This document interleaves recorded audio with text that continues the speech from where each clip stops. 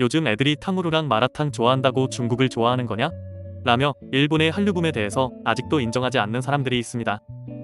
개인적으로 문화 트렌드를 계속 파악하는 일을 하는 사람으로 저렇게 말하는 사람은 미안하지만 지금 현재에 관한 공부가 부족한 사람입니다. 물론 지금도 일본의 고연령층은 다수가 한국을 아래로 보는 시선이 강합니다.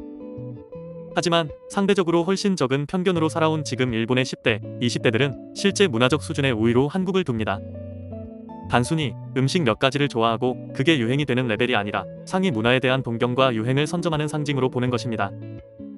우리 때로 치면 아무리 이현세의 까치, 이상무의 독고탁, 고행석의 구영탄, 김수정의 둘리가 좋아도 마징가, 드래곤볼, 슬램덩크는 그 상위 레벨이라고 생각했으며 유행 패션을 선도하려면 논노 잡지를 봐야 하고 엑스제팬 정도는 즐겨야 찐 트렌드 세터라고 생각하는 거랑 비슷한 개념일 겁니다. 제가 다른 채널의 글이나 영상에서는 여러 데이터나 기사를 취합하고 분석해서 연재하곤 했는데 오늘은 제 채널이니 그냥 짧게 딱 2가지 영상물을 소개하며 이 상황을 정리해보겠습니다. 먼저 2000년 초반, 즉 약 20년 남짓 전에 고라는 영화가 있었습니다. 나우키상을 수상한 가네시로 가즈키의 소설을 영화로 각색한 작품입니다.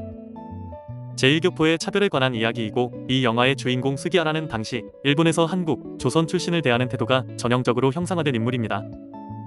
스기하라의 아버지가 파친코를 운영하고 어머니는 야키니쿠 가게를 하는 설정 자체가 그렇습니다.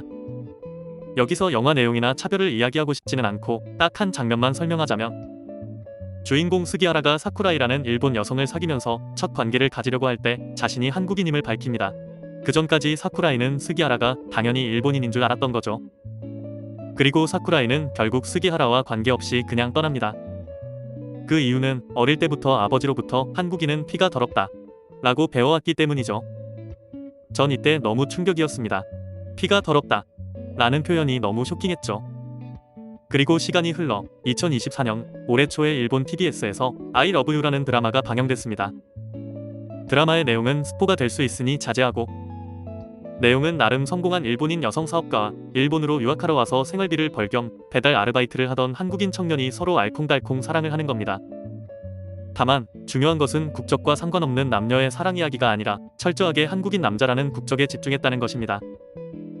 연락 횟수가 적고 소소한 하루 일과를 잘 공유하지 않는 일본과 다르게 하루에도 몇 번씩 자주 세세하게 연락하는 한국인의 모습. 순두부찌개, 잡채, 나물, 라볶이, 김치 등 한국의 보통 음식의 등장. 심지어 넷플릭스로 방영 전에는 한국 남자 주인공이 속으로 말하는 한국어의 경우 아예 자막을 넣지 않아 보는 시청자로 하여금 안달이 나게 했습니다. 포인트는 한국 남자 주인공이 드라마에서 펼치는 한국식의 행동이 일본 여주인공의 마음을 흔들고 빠져들게 하는 것입니다. 속된 말로 한국인의 평범한 방식이 먹힌다는 겁니다. 뭐야? 한국 방식 먹힌다니까 좋냐? 국뽕이냐? 라는 말을 하려는 것이 아닙니다. 20년 전과 비교해보라는 겁니다.